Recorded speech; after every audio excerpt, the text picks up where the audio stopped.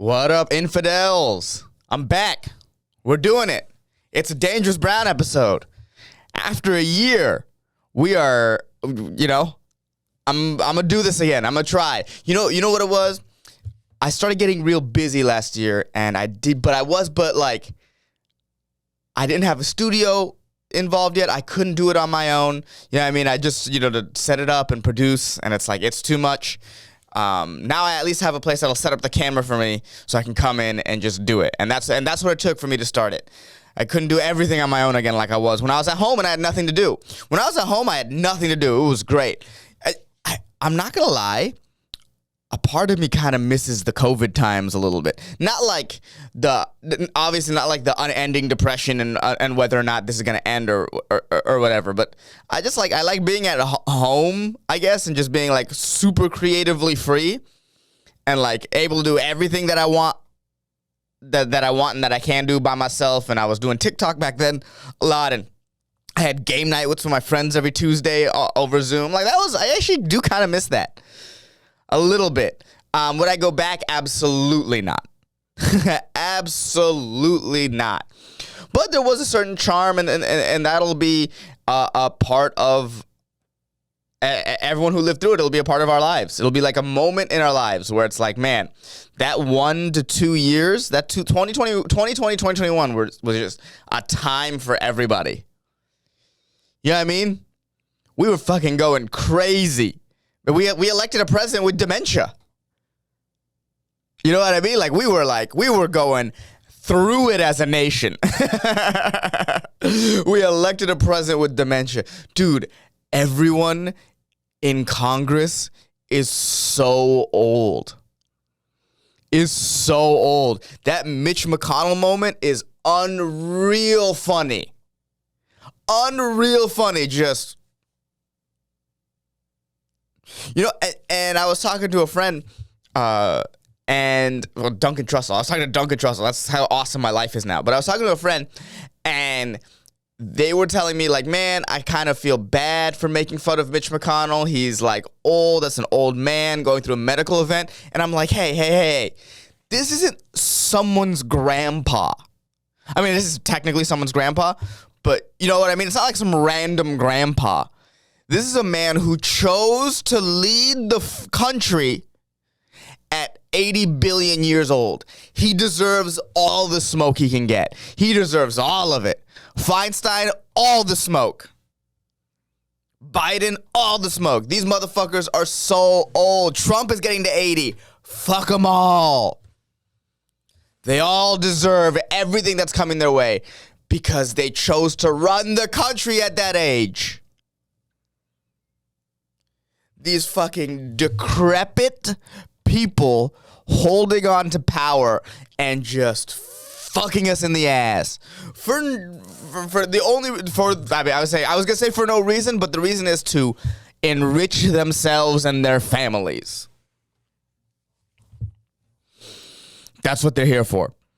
It's just to enrich themselves and their families. I mean, whatever the fuck the Bidens are doing right now, I know it's getting them a lot of money. Whatever is going on with Hunter Biden. I refuse. I refuse to listen to what's going on with Hunter Biden. I refuse. There's only one or two things I know about Hunter. One, he did cocaine in the White House, which is pretty awesome. Two, he filmed himself smoking crack with prostitutes. Awesome. And three, they showed pictures of him having sex with said prostitutes on the floor of the House. Awesome. If you only know those three things about Hunter Biden, the only logical conclusion you can make is that he is a legend. That's legendary behavior, bro. I would love to do cocaine in the White House and then fuck a prostitute on the House floor. The story alone is nuts. Yeah, and I'm sure he's a bad guy, but I don't know. I like my politicians' kids to be kind of crazy. You know what I mean? We need the Hunter Bidens and the Alice Roosevelt or whatever Teddy Roosevelt's daughter's name was. We need the wild ones. I like the wild ones. I think they show more humanity than the ones that are like cold and calculated. You know what I mean? Like a Hunter Biden is like, yeah, if my dad was the most powerful person on earth, of course I'd be going crazy. Of course I'd just be smoking the best crack in the world. Why not? My dad is the president. None of this is real. I know, I like that more than a Chelsea Clinton or whatever. Chelsea Clinton just cold and calculated. It feels like she's never had a wet day in her life. You feel what I'm saying? There's something very frigid about her. And I feel like it applies to her sex life as well. I don't know. I don't know if I'd want that. You know what I mean? Like the Obama girls are for sure planning on taking over the world. Neither of them are insane. The Bush daughters were cool. They really didn't do anything. They're probably taking over the world at some level as well. But I like them to be a little crazy. I don't know. Maybe that's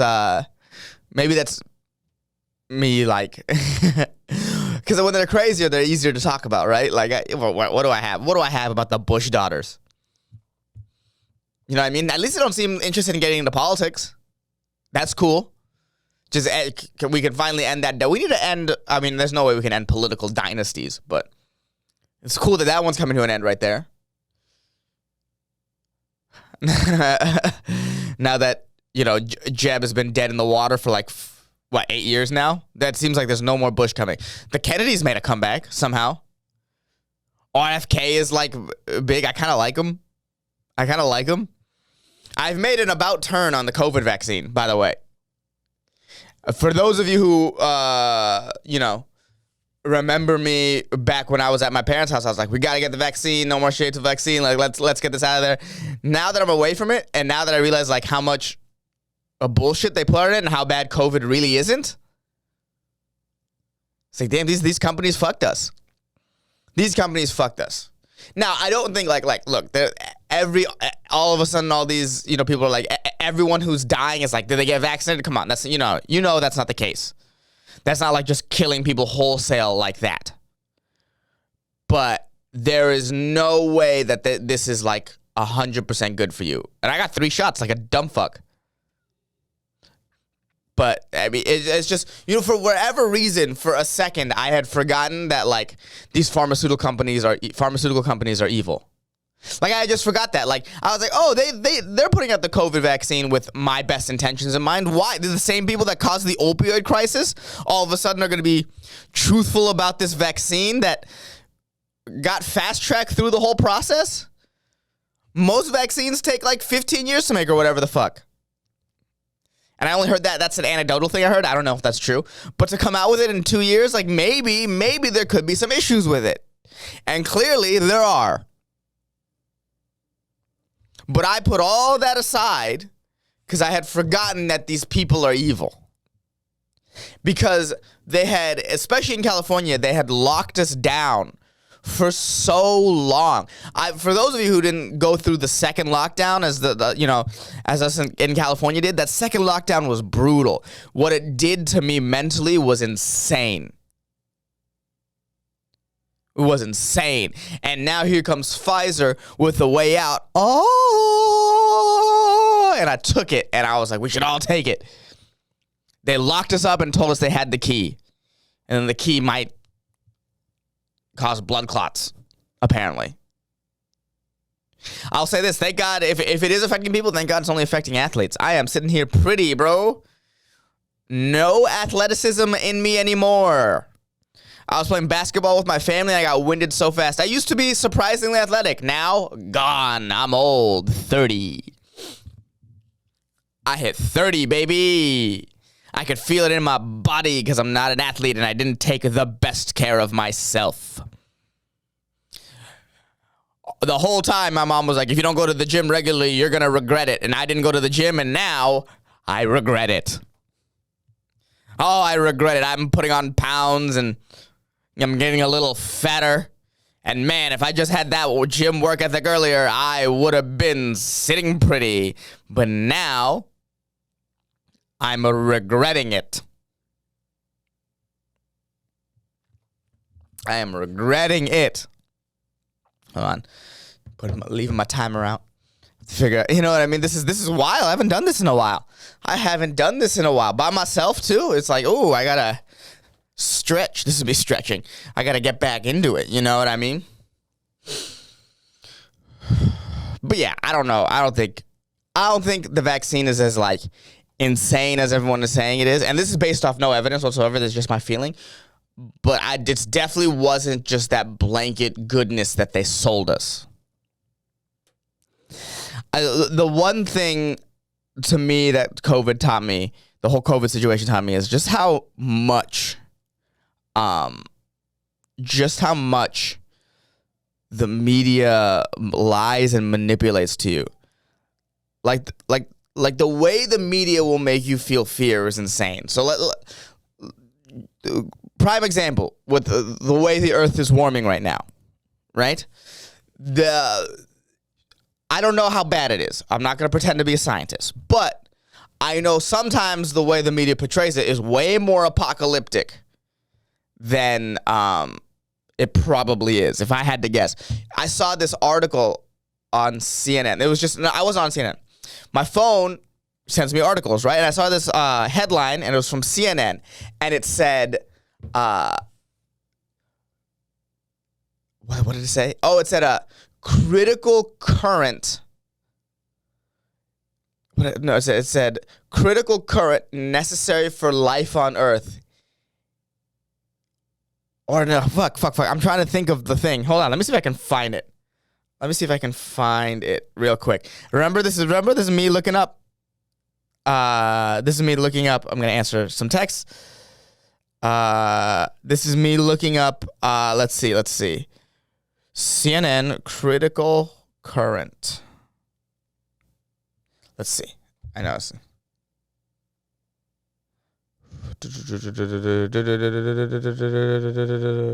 Okay. Here. Sorry. Hey, say new podcast, same me. Or I guess not even a new podcast. Same podcast, same me. All right. So here's the headline that CNN had. A crucial system of ocean currents is headed for a collapse that would affect every person on the planet. That's the article they ran with. That's the headline they ran with, right? Now, most people just read headlines. So what they're going to do is they're going to take that and they're going to say it to other people, and they're that's going to spread. And I was curious. I was like, let me actually see what they're saying. And this is how it starts. A vital system of ocean currents could collapse within a few decades. That's how it starts. Now, look. Obviously, us humans have an effect on the earth and how we're warming it up, right?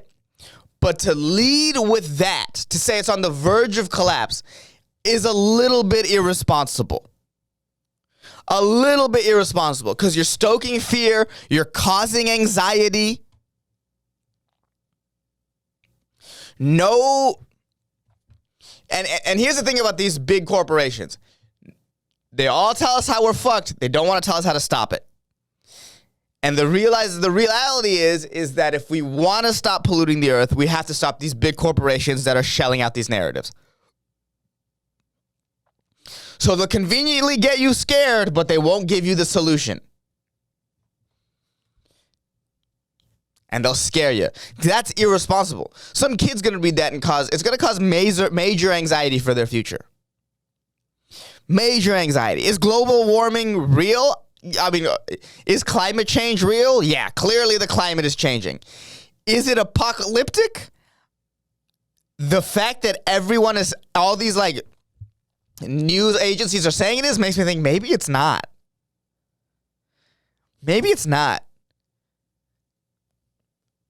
I remember when COVID was apocalyptic. I was there for that. They shut down the world. And it wasn't.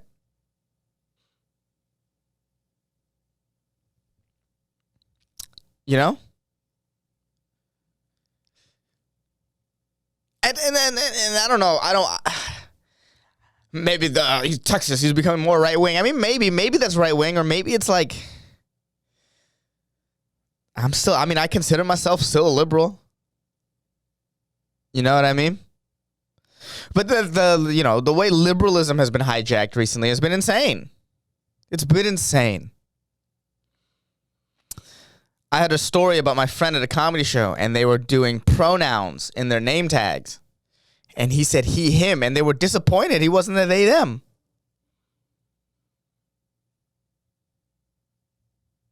That would be the, quote, liberal side. And it's like, what happened to self-expression and being who you are? I thought, though, to me, those were tenets of being liberals. It's bad to be a he, him?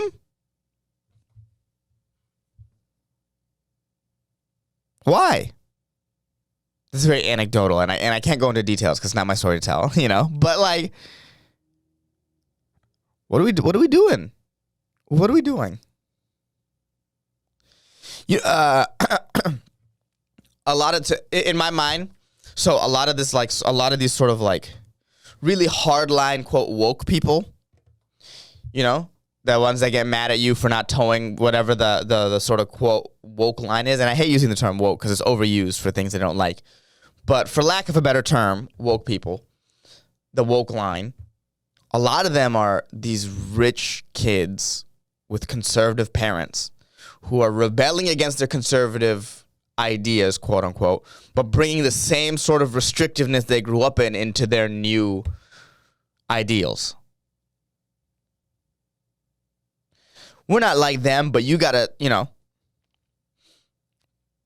I don't know if that makes any sense. Am I making any sense there?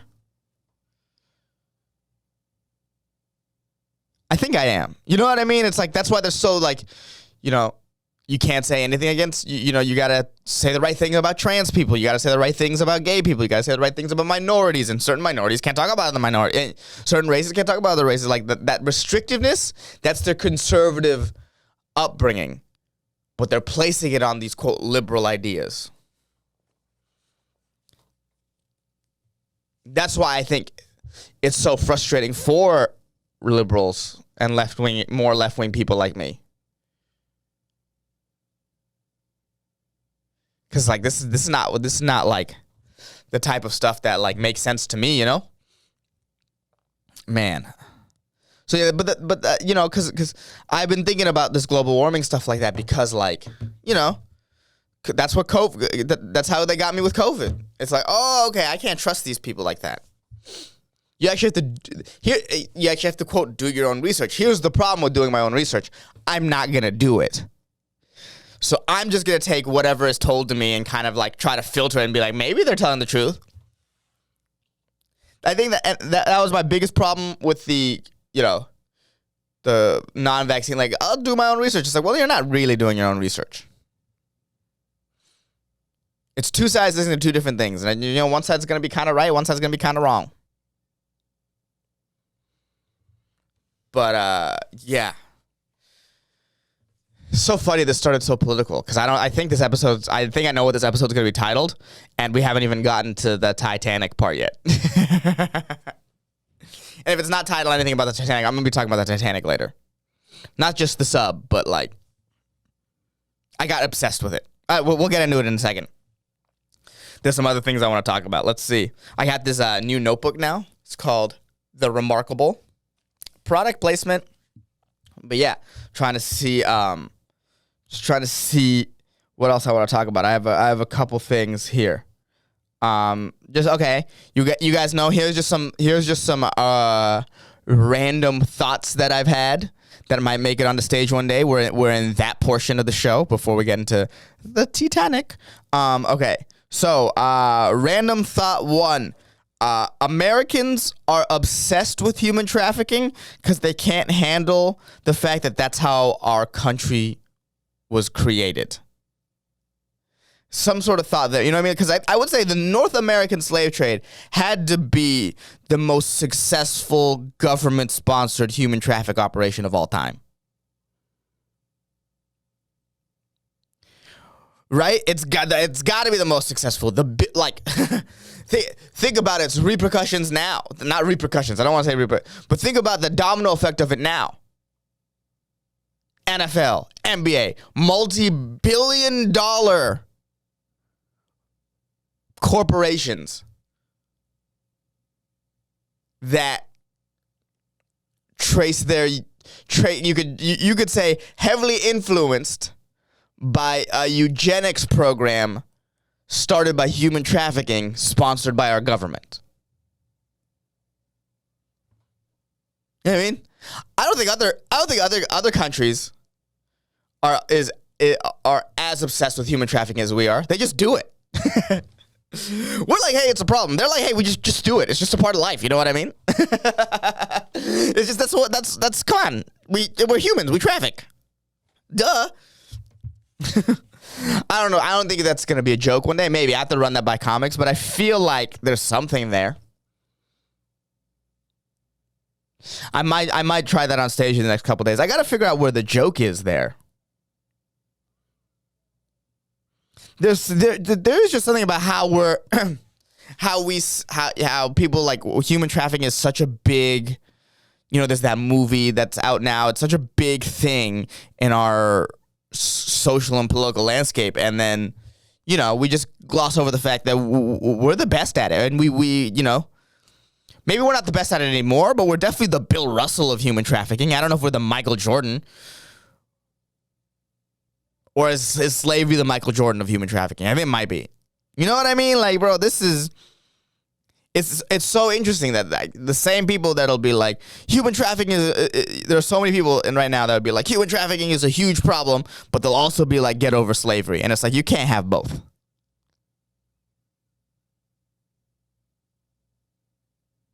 You know what I mean? If you think human trafficking is a huge problem, you gotta think slavery was a huge problem. You know what I mean? That's why you gotta be like me. They're both pretty cool. No, I'm kidding. They're both pretty chill, man. They're just a part of life, Okay.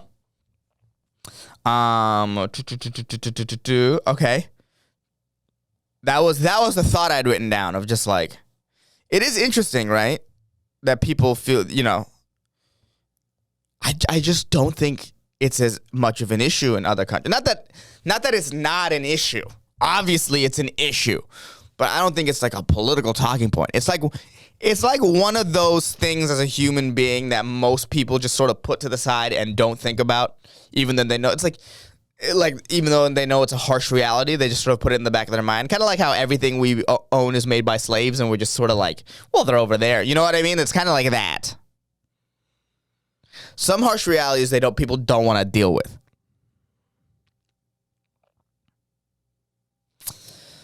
I'm going to clip that up, and it's going to get such negative responses online. It's so funny. Oh, man. C'est la vie. You know what I mean? C'est la vie. Sorry. Burping. Acid reflux, baby. Drank coffee. I chugged coffee before this. I chugged coffee. Is that weird? My girl looked at me insane when I chugged coffee the other day, and I was like, well, I gotta be somewhere. And there's coffee here. What am I gonna just sip it and then like not drink half of it? No, just down it. I shotgun coffee. That's what I Anyone else? I felt because I had to down the coffee. I got it at Starbucks because that's the coffee shop that's just on the way to this podcast studio that I can get to easily. Got Starbucks, and I downed the coffee, and then I felt self-conscious about it. I was like, I don't think people do this. Is this weird? Is this weird? Let me know. For those of you who made it this far, DM me or like put it in the comments. Is it weird to chug coffee? Because, like, if you asked me, like, a week ago, I would have said no. But now, after my girl's reaction, and then really thinking back on it, it's like, I've never seen anyone do it. Or maybe I'm being too, like, oh, I'm special. I chug coffee. So, who knows? Yeah. What was I going to say? Oh, okay. I have one more thing to bring up before we talk about the Titanic. Let's see. And by the way, if you're still listening, if you were like, man, I missed this and I'm glad it's back. Thank you. And I know you're used to me singing and like I'll come up with a song, or I'll do, you know what I'll do. You know how I'll do it. I don't know. Let me get back into the groove and you'll see. I'll catch a wave. I would say this episode isn't bad. For a return, This is my return hands. I did this. So there's a show called Bottom of the Barrel at the Comedy Mothership, and where you pull audience suggestions. And one of the suggestions I got was news with jazz hands. And I said, so I was like, so you have to improvise a bit with news with jazz hands. So the thing I came up with is, ladies and gentlemen, unfortunately, a second plane has hit the second tower. Bro, 9/11 jokes, my bread and butter. You know what I mean? My bread and butter. If I ever become famous, people are going to be like, he does too many 9/11 jokes. Like, that's going to be the criticism on me. But what can I do? They're right there. They're right there. Okay. The last thing I want to talk about. Jason Aldean. That's it. Jason Aldean's in the news. I kind of want to make, I wish I had musical talent, because I'd want to make a parody where it's like I'm in front of a courthouse or whatever, but projected is just like videos of 9/11. And try that in a small plane. That's what that was my first thought, is that was what I want to do. I don't think that'd be received well. It is interesting. I will say this: Jason Aldean, he does what I like to call one of my favorite genres of music, and I like to call it stolen valor country, in the sense that he's just like a city boy talking about life in a small town. Like that's definitely a part of something that's definitely a part of this generation of country, where they'll say stuff to pander to people in small towns, even though they themselves would never be caught dead in one. It's you know what it is? It's the same virtue signaling that quote unquote woke people do, but just from the other angle. And I enjoy that. I think it's great. I think it's great, because it's like it reminds you that, like, oh, the pendulum, like the way it swings is like, it goes both ways. Like, people think the virtue signaling is something that the left always does. It's like, no, the right does it as well, clearly. Jason Aldean would never go to a small town. He might now. Also, this is where outrage hurts you, right? I would have never heard of this song. You know what I mean? He's not a guy I listen to. I don't know any of his music. I'm not going to make a judgment call on his music like that. But he's just not a guy I listen to, right? The only reason I heard about the song was the outrage. Outrage elevates things that you don't like. So here's the point I'm making. People would rather feel mad about the message. Like, how do I say this, right?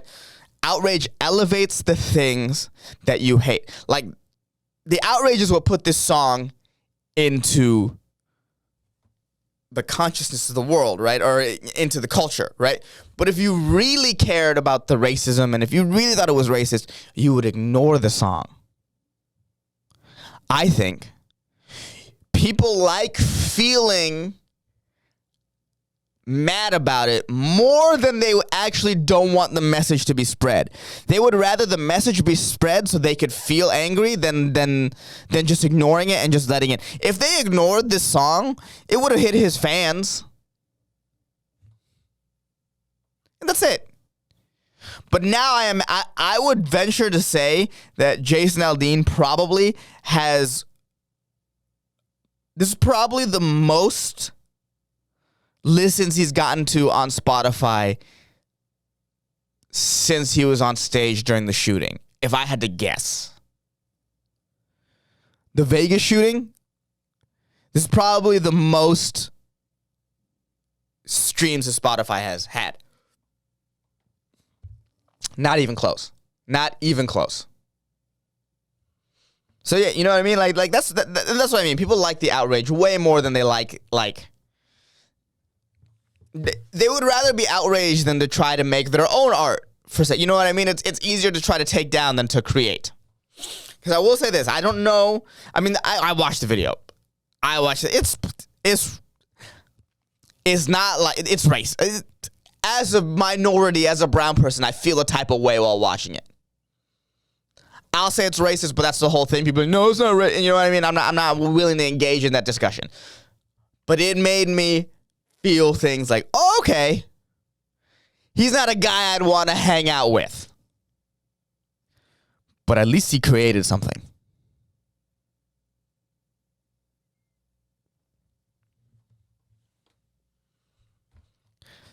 Speaking of creating, it's time to talk about the Titanic. Man. So I know it's been a while since the submersible happened, and that, you know, that got our attention.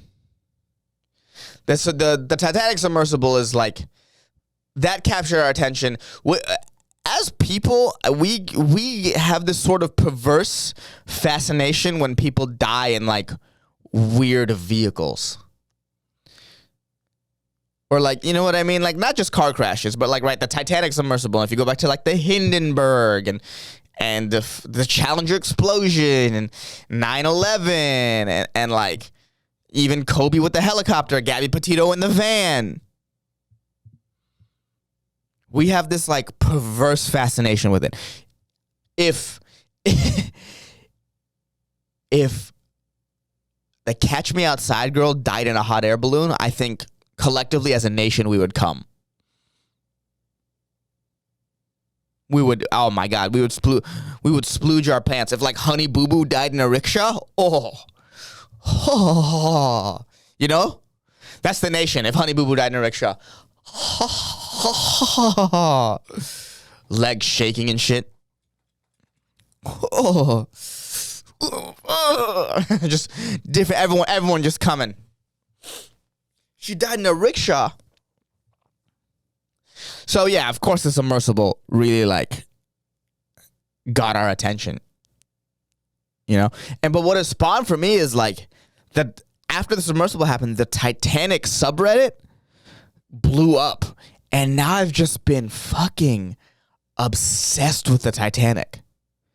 Not obsessed, but like I've been like reading new. I skimmed a 200-page book in the last couple days. Skimmed it, so I skipped over a lot. I did skim it. I didn't read it, but I picked up some stuff, and we're gonna talk about everything that I've written down.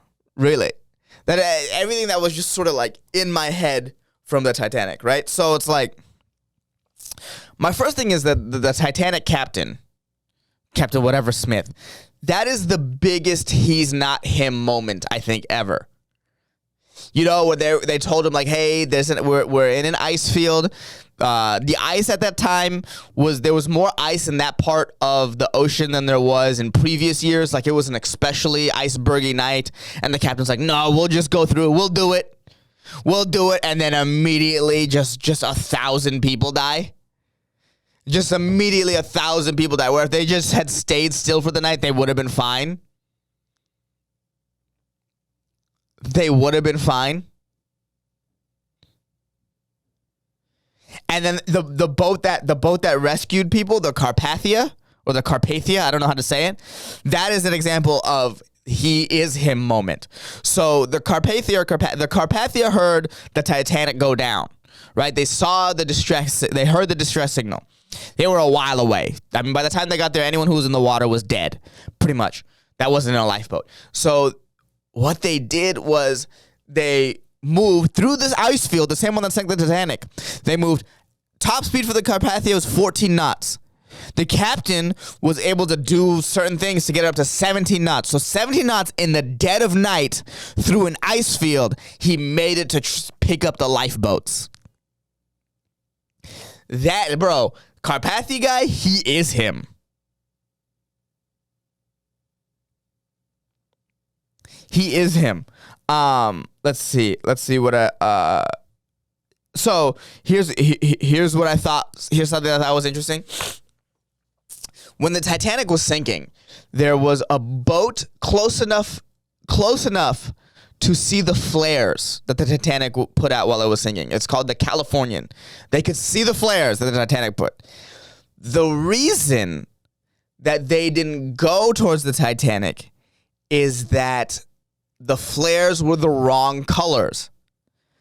Apparently, there's certain distress flares, and it was a different color, so the Californian was like, that's not for us, and then they went the opposite direction.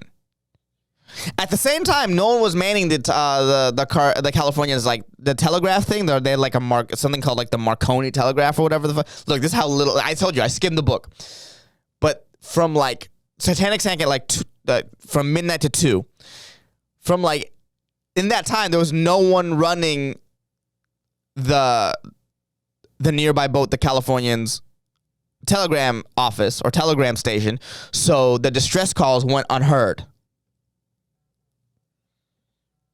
Okay, I got to answer that call later. The distress calls went unheard, right? So, all right, here's my question. If you see flares in the ocean, wouldn't you just be like, something's up? Like, what other flares are there? Does anyone know? I should have looked that up. What other flares are there? If a ship puts up a flare in the middle of the ocean, I'd be like, they're probably in trouble. Hey, they're not celebrating anything at 2 a.m. It's crazy, and this is something that exists across all types of people and types of like ways of life and like, all that. Something that exists across all that is that procedure overtakes common sense a lot of the time. When people are working, especially because they're a cog in the machine while they're working, procedure will overtake common sense. Always. Always. Oh, that's the wrong flare. At 2 a.m, whatever.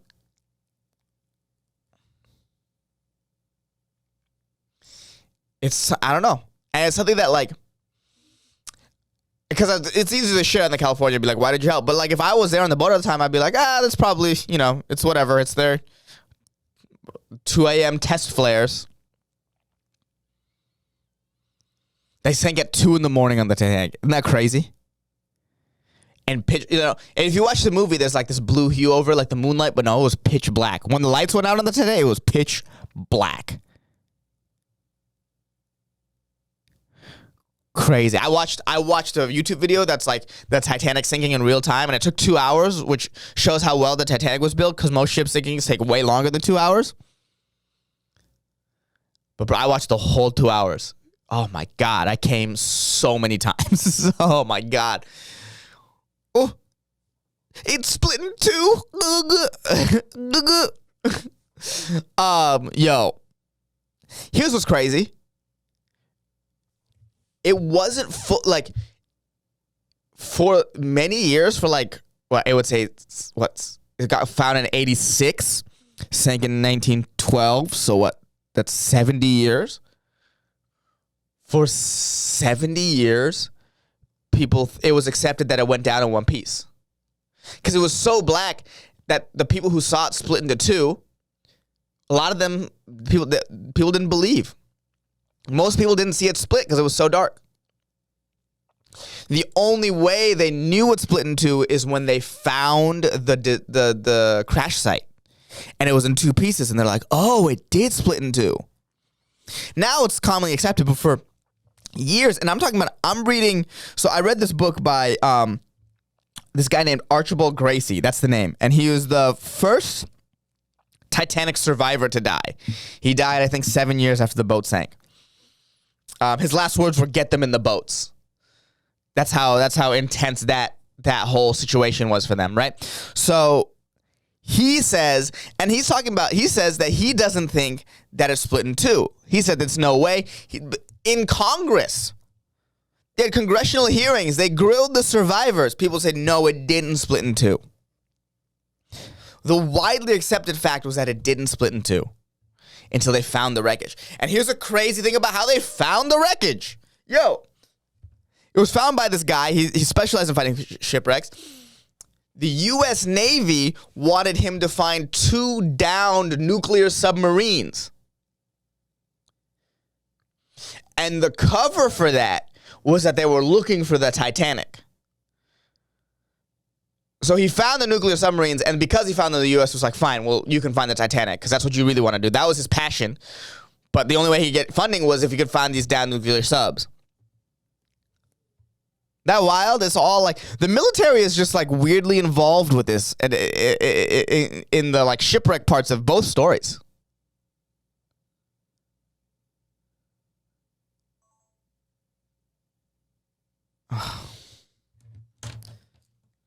Okay. Well, I'm going to have to call Josh here. But let's see. I might have to go to the second thing here. That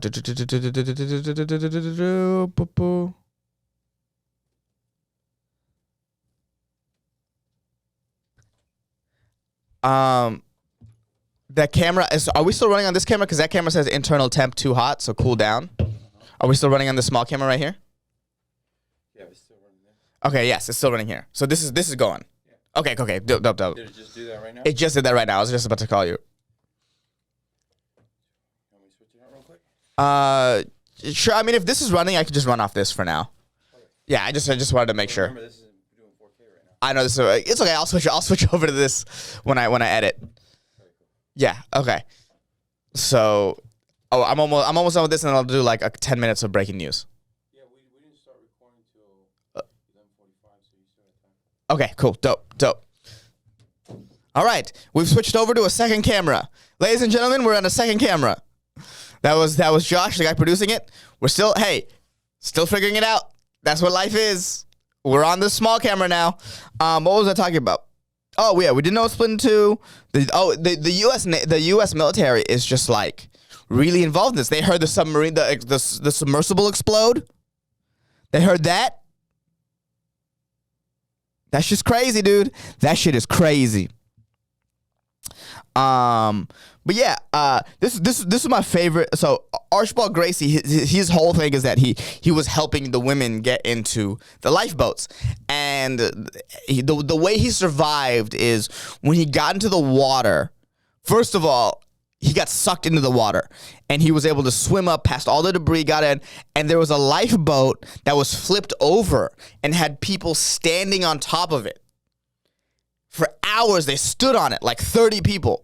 And he got on it, and he was one of the people on. And at one point, they got so heavy that they were just beating people away. They were like, you're not getting on, They were hitting people with oars, being like, you can't get on. And it just left him to die, dude. Just going through fields of bodies. He said the bravest guy he met was a guy tried to get on the boat to stay with him, and they couldn't let him on. And he was like, it's okay, chaps. Good luck. God bless. And they just floated away to die. Isn't that wild?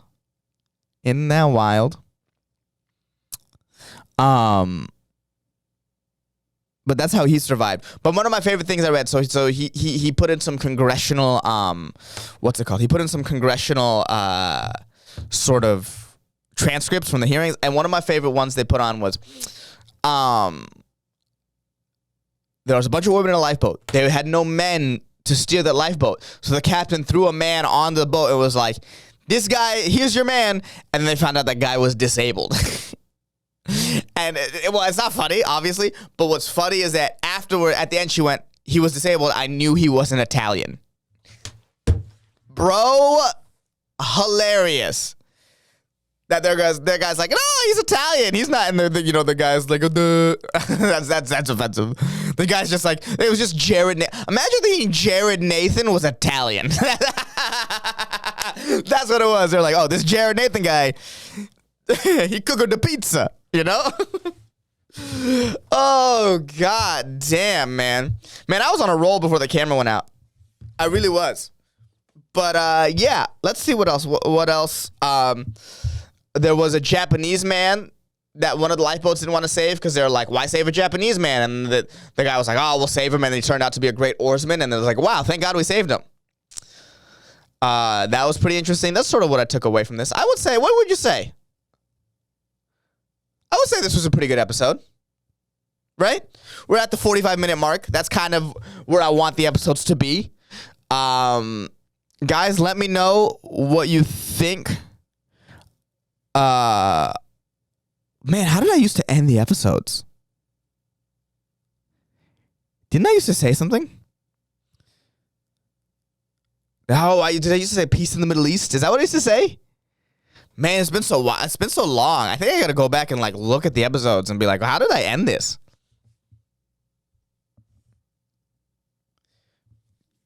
Peace in the Middle East. But yeah, infidels, thank you for listening. I'm gonna get back on this every week. I love y'all. You guys are the best.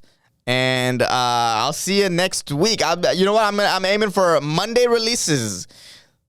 So I'll see you next week. I love you guys. You guys are best. Peace in the Middle East. I already have stuff written down for what I want to talk about next week. Isn't that fun? I missed you guys. And for those of you who are back on, thank you very much. I'll see you next week. Bye.